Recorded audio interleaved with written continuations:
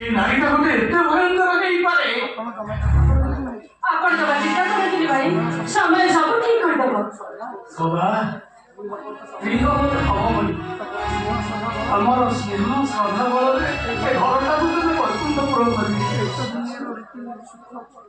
ଆରେ ଏଇଟା ଦୁନିଆର ଏଠି ସୁଖ ପରେ ଦୁଃଖ ଆଉ ଦୁଃଖ ପରେ ସୁଖ କଥାରେ କରାହଉଛି।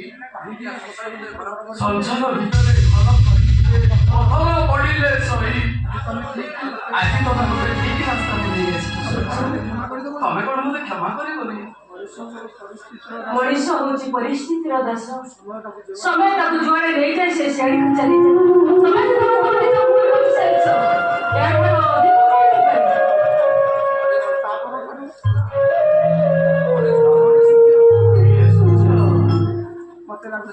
ଆରେ ମତେ ଲାଗୁଛି ଆସ୍ତେ ଆସ୍ତେ ଏ ସମସ୍ତ ସୁସ୍ଥ ହେଇଯିବେ। এই ପଙ୍କ ଭିତରୁ ପାପକୁ ଖୋଜିବାକୁ